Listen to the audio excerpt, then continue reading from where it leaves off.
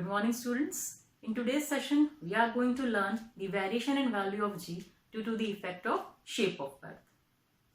We call the earth a sphere, but the truth is it's not a perfect sphere.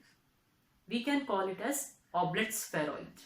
Yes, it's somewhat flattened at the poles and it bulges out at the equators. This is the shape of earth actually, and we have to just determine the effect of this shape on the value of g. Now you must be asking that why is it like this? The non-spherical shape of the earth is due to its rotation. That's why it becomes bulgier at the equator and flattened at the poles. Okay, in diagram only you can see that the distance from center of earth to equator is different from center of earth to pole. Obviously, suppose we call this as RE and RP. We can actually see that RE is somewhat larger as compared to RP. Okay, so RE is larger than RP, or specifically we write it as it is RP plus 21 kilometers. Yes, the radius at equator is 21 kilometers more than radius at poles. Clear?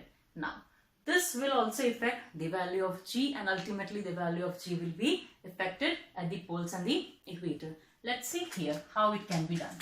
First, what we have, g is equals to g m by r square.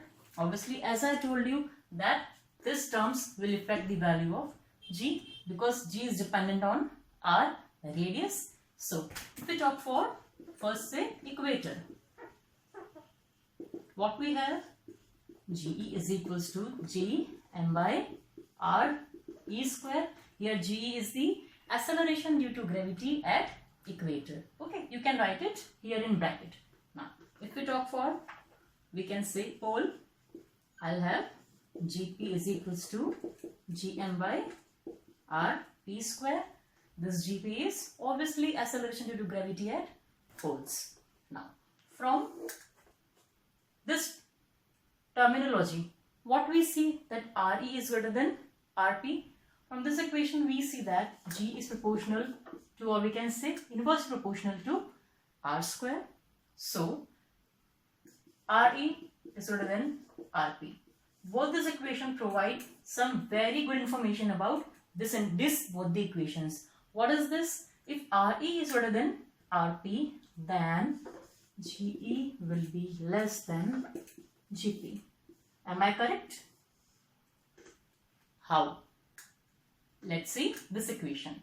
In this equation, if we talk about this RE, okay, if value of this RE is larger, then we know that for this equation it is denominator, okay, and as it is denominator, if this will increase, then whole the term will reduce. So ultimately the value of GE will reduce. So we can tell it that GE will be lower in that case.